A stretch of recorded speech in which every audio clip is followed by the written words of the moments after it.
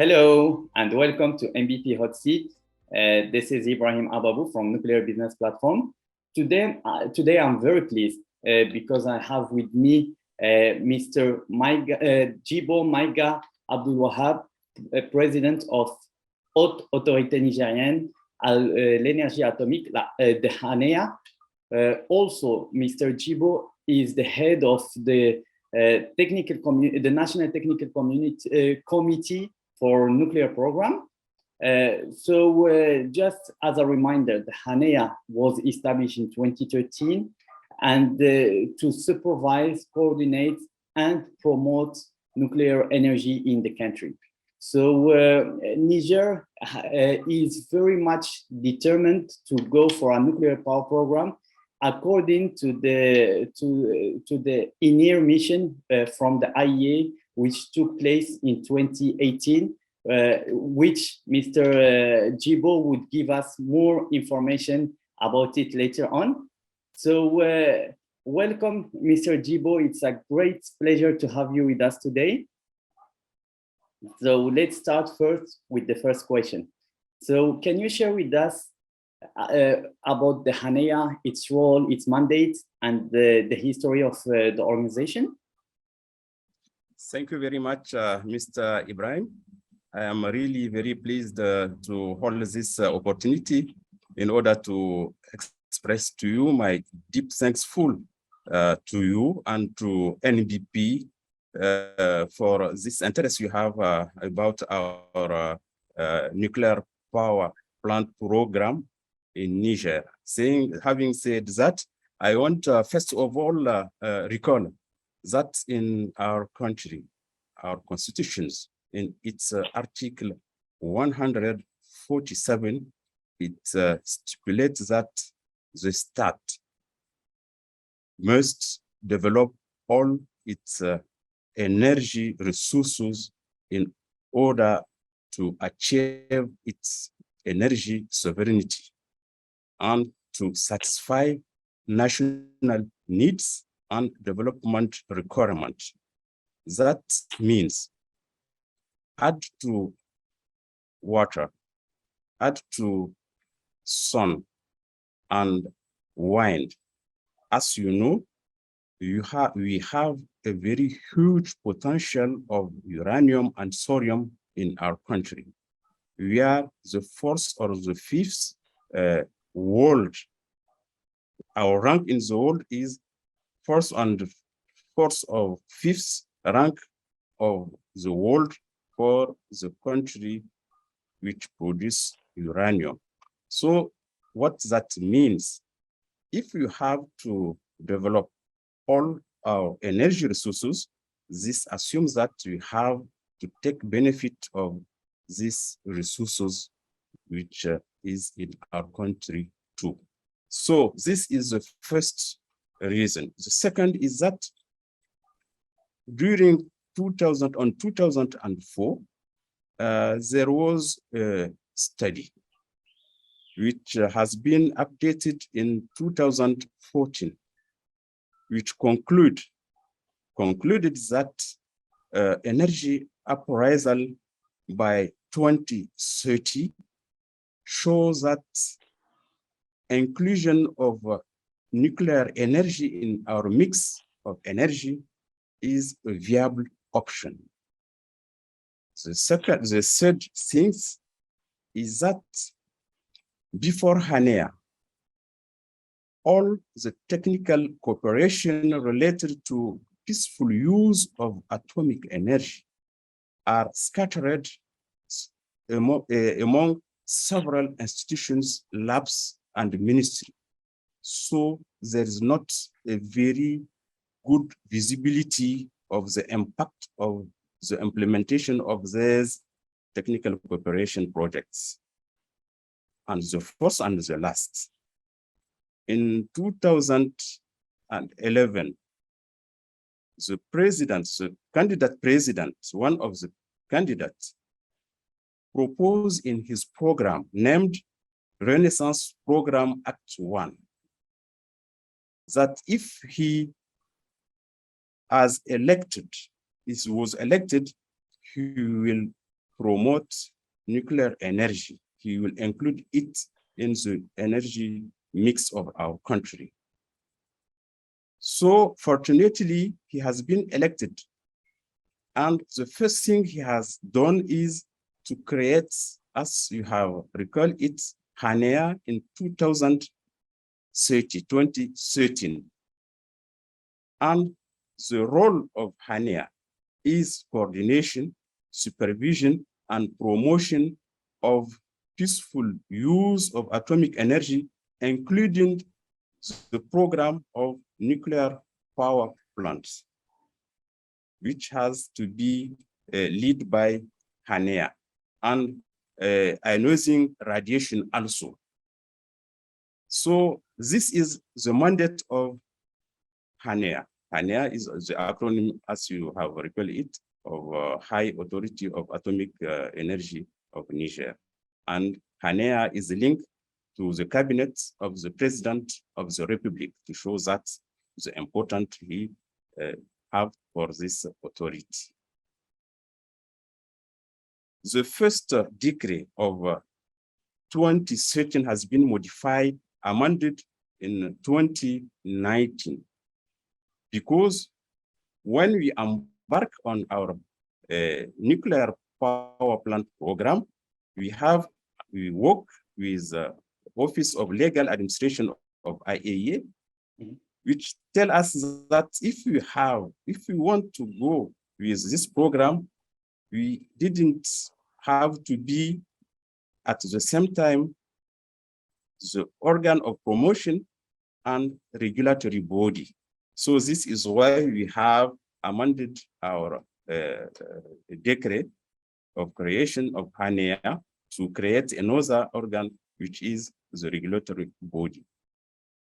HANEA is assisted by 3 committees. The first one, as you have recalled it, it is the NEPIO, which has to lead the nuclear power plant program. After the NEPIO, which is the National Technical Committee for the Electronuclear Program, we have the Technical and Scientific Consultative Committee. This committee is in charge of the policy, the orientation, the strategy of using all the peaceful use of atomic energy. It is dedicated just for application of energy atomic. That means excluding the NPP program. We have a subcommittee for NPP, and we have another committee for the other application of atomic energy applications. The third one is the National Nuclear Safety Committee. It's gathered all the structures having a role and concerned by nuclear security. It's roughly armed members, policemen, customs, and medicine nuclear staff members who compose this third and last subcommittee. So this is what I have to talk to you about the role of HANEA and his history. Thank you very much for this comprehensive, detailed role and history of HANEA, and you're showing here, and it's great to hear that Niger is fully committed for nuclear power, and that's great to hear. And this is for any good, successful nuclear power program, we really need the strong commitment from the government to go ahead with the program, and that's already in Niger, and it's great. And I wanted to ask, you mentioned about the regulatory body. Is it already operational, or is it in the phase of the creation, and it's not haven't been established yet? The regulatory body is named in acronym RSN. RSN as Authority of Regulation of Nuclear Safety. They are installed because, as I mentioned it, they was a part of HANEA. When they have been created in 2019, they have already their office, their headquarters, which is a part of HANEA. We only have shared the staff of HANEA and the laboratory of HANEA. And they have, after this, Director General has been appointed, and they have split now from HANEA. Exactly. We are independent. Yeah. They are linked to the Prime Minister cabinet, and HANEA is at the cabinet of the President of the Republic. We have nothing together. But if they play the role of regulation, we have the role of promotion. Yes. And so to reply to your question, we have a regulatory body who function very well. Yes, and it's very important you mentioned that the regulatory body should be independent, and this is great to hear that. Also, as I mentioned in the introduction, an INIR mission from the IAEA took place in 2018. Could you please give us more details about the recommendation, the result that the mission came out with? Of course, we have received 7 recommendations. The recommendation 1 is about updating the comprehensive report. The report we have sent to IAEA to request this mission. They say that we have to update this comprehensive report by taking into account the result of studies that need further development. That means we have other recommendation. We have to work on this recommendation in order to reply to the requirement of this recommendation. Once we will have work about on this recommendation, we have to take into account the result from this work studies to integrate it in the first report. The recommendation 2 is about developing guidance, establishing a management system for each key organization of our program. This is the second recommendation. The recommendation 3 is about the grid study. They say that the NEPIO should complete this study, namely simulation of this grid in order to study the reliability of the grid 1,000 megawatts units trips, and to study also the reliability of the grid to minimize the loss of power to the plants.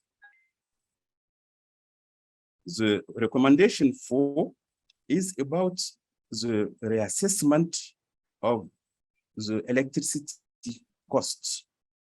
They say that we have to take into account to build a financial model using all the financing assumptions as well as the anticipation of charge and liabilities. The recommendation 4 is about to develop the human resources. They ask us to revise the developing human resources plans in order to take into account the competent staff who will be needed at phase 2 and 3. The recruitment time and the duration of the training we have planned in our report related to human resources development. The recommendation 5 is about preliminary estimation, evaluation of order of magnitude of amount of the radioactive waste from the plant, and the approach of management of all wastes, all type of waste which is not coming from the plant. The recommendation, the last one, I think, is about the industrial development policy. We have to take into account the standard requirement of equipment and services, and the potential the investment requirements. So we have to work on the policy related to industrial development also. This is, I think, the main recommendation we have received from this INIR mission. But we received 17 suggestions and 3 good practice. And one of the good practice is what you have observed and you have said is the fact is that HANEA is linked to the cabinet of the President of the Republic. This has really facilitated very, very well all our tasks, because as soon as we have something, it's resolved without losing time. Yes, indeed. And can you share with us the 2 other good practices you mentioned there? Okay.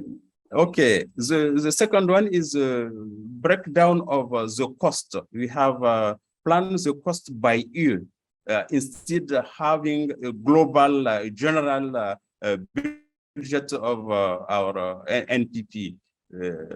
They really very appreciate it. And the third one and the last one is that our president, which has initiated this program, gave us instruction to think this NPP program in sub-region framework, to work having in our mind that we will need cooperation with the neighboring countries. So we will share a lot of things, information, etc., and they appreciate this way to see our program also.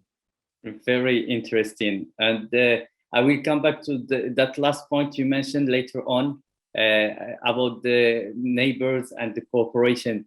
Also, is there a date, specific date that you would expect a follow-up mission from INIR, or no date have been set yet? We have a date because, as you know, we have held our mission, INIR mission 1 in 2018. And after this, we have exchanged, we have sent a mission to Vienna to discuss integrated work plan with IAEA. We have decided to implement this integrated work plan, and according to this planning, we expect that in the beginning of next year, we will be able to validate this phase 1 and to pass to phase 2. inshallah. Inshallah. And to go back to the objective, or let me rephrase, to the timeline of the nuclear power plant, where do you think it would be operational? You would have a running and operational nuclear power plant in Niger? Okay. I have mentioned that we began the program with the creation of HANEA. So instructions that we have is we foresee this, excuse me. No. We foresee, excuse me, we foresee this by 2030. But it will not be realistic to think that we can reach our goal because of the impact of COVID-19.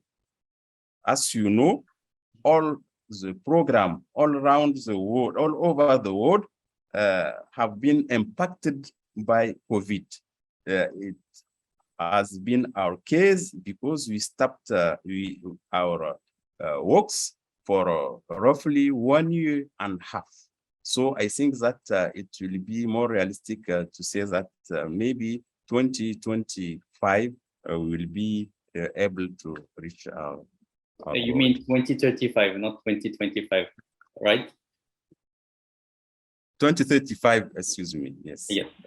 And also about the technology, have you in mind one type of technology, like is it large reactors or SMRs, or are you considering both at the moment? Yes, I think that if according to the instruction we receive to foresee 2 units of 1,000 megawatts, on this basis, it should be a large reactor. But the decision has to be taken by superior hierarchy, which is a strategic orientation committee, which is led by the Prime Minister. And we are really not at this point of choosing a technology. But as you know, a lot of progress has been done in SMR. So it is not possible, it is not impossible to have another orientation when it will be time to choose a technology. To reply to your question, we didn't yet decided anything. Yes. So to recap, at the moment you are open to both of them, to large reactors Yes. and SMR. Yes. Yes. And recently you have launched the work for the interconnection, the line that interconnects the system of energy, electrical energy between the West African countries. To rephrase it in French, la ligne d'interconnexion du système d'échange d'énergie électrique de l'Afrique de l'Ouest. Could this help as you mentioned, you might go for a large reactor? Would that help to have a common large reactor or a shared large reactors between many neighboring countries of yours? Would that be a viable option? Would that be an option at first? Or wouldn't be, you're not considering such cooperation, like to have a large nuclear power plant within like 2 or 3 neighboring countries? Let me correct what you began to say. The project has been launched in Niger, but not by us. That means it has been done in the sub-regional organization framework.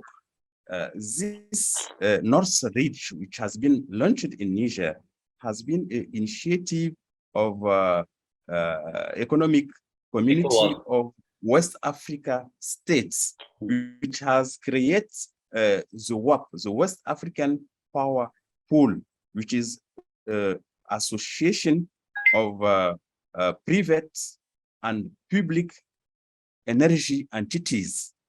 They make they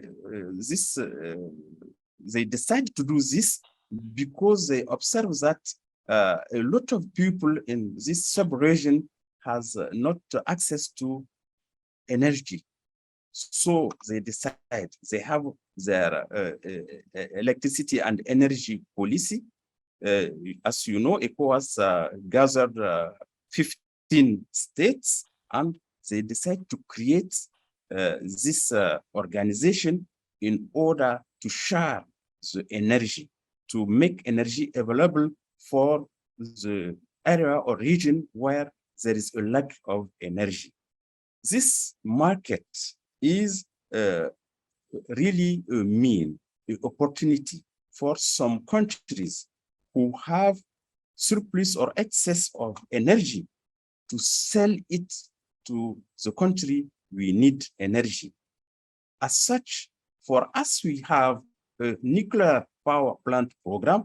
It is a very good opportunity because I tell you that in our program, we are aiming to install 2 units of 1,000 megawatts. Our needs is really very, very weak. It's not, it is, this energy is larger than our needs. So North Reach will be for us the opportunity to sell the surplus of energy to the neighboring country.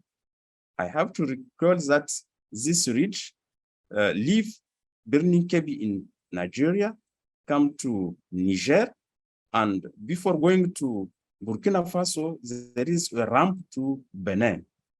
So that interconnection grid will really help us a lot. Indeed, indeed, and that's great. That's a great step toward your nuclear program, so because it would be going well with your nuclear power plant, and as you said, you will use that interconnection to sell the nuclear power to neighboring countries and electricity to neighboring countries. And my last question is about, you already answered half of the question, is about the cooperation between your neighboring countries. Is there a strong cooperation between countries in the region? And do you have, but as you mentioned, as part of ECOWAS, and also as you already have that interconnection, so you have, I believe, a pretty good relationship and strong cooperation between neighboring countries, right? Yes, we have tried to have association gathering all the sub-region countries and to interest them to our program. We have held a first meeting here in Niamey, and we assure the Secretary General of this organization, which acronym in French is GWAPP, Groupe Ouest Africain pour le Programme Électronucléaire Régional, Intégré Régional. This means sub-region organization for nuclear power plant. So we have undertake a mission so that some neighboring country to explain to them what we are doing, that we have embarked on an NPP program, and at the end, we hope to interest our neighboring country because it is also in their interest to have energy, because as I say it at the beginning, there is a very, very high percentage of the population of this sub-region which has not access to electricity. You know that we can expect to have development if we didn't have energy. Energy is the basis of everything. If you want to develop your country, you should have affordable, constant, easy access source of energy. And we think that with what we have begun, we can ensure this expectation of our population. Indeed, and I wish you all the best toward that. One final question, or part of this question: do you have international agreement with the international countries, for example, technology vendors, to help you out with your program, or so far nothing yet? As you know, first of all, we should have a very, very close cooperation with IAEA. Of course. So, through IAEA, we have some relation with some countries and some not vendors, because we are really not at this step yet. But there is a lot of countries which are interested by what we are doing. We are training our guys. We have contact with very, very developed country, and they are looking with interest what we are doing. We have a lot of mission, scientific visit, training workshop in the countries. For most of us, we have really stay for some of us for 1 month, 2 months, and we are training our guys. We have received just last week 3 guys which study for 4 years in one of these country in nuclear power plant speciality.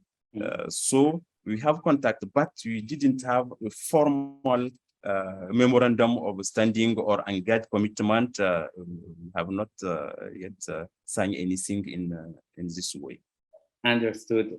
Thank you very much, Mr. Djibo, for this enlightening meeting. It's great to hear all the good developments toward nuclear power in Niger. And I believe that many people would be that don't hear much about Niger in the nuclear field. So they hear about, for example, in Africa, about Ghana, about Nigeria, about Kenya, but the Niger wouldn't come right in the news, the report, etc. So it's great to hear that there is good development and great development toward nuclear power in Niger. Thank you once again for this great meeting and for joining us today.